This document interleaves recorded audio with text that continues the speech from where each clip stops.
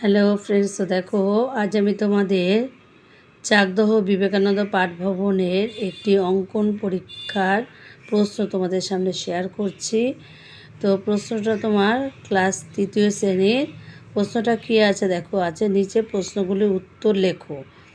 ক আছে ভারতের জাতীয় পতাকার নিচের অংশের রং কী, সেটা লিখবে। খ ভারতের জাতীয় ফুলের নাম কি, লিখবে। গ একটি সরলরেখা আঁকতে কতগুলি বিন্দু প্রয়োজন হয়, সেটা লিখবে। ঘ একজন বিদেশি চিত্রশিল্পীর নাম লিখবে। উম একজন ভারতীয় চিত্রশিল্পীর নাম লিখবে। তারপর 2 নম্বরে বলে রয়েছে আঁকো এবং রং করো যে কোনো একটি। তো ক হচ্ছে পাখি, খ হচ্ছে গিটার, গ হচ্ছে পদ্ম ফুল।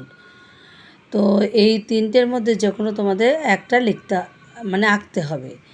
তো তারপরে দেখো কী আছে, তারপর হচ্ছে যে কোনো একটি সিনারি আঁকো এবং রং করো।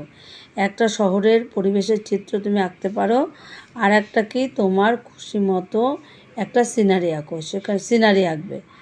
তো তোমাদের আজকে দেখিয়ে দিলাম চাকদহ বিবেকানন্দ পাঠ ভবনের ক্লাস 3-র একটি অঙ্কন প্রশ্ন। তা এটা হচ্ছে তোমার দ্বিতীয় সাত্ত্বিক পরীক্ষার একটি প্রশ্ন। তো তোমাদের কার কার ভালো লেগেছে অবশ্যই কমেন্ট করে জানিও। তো টাটা।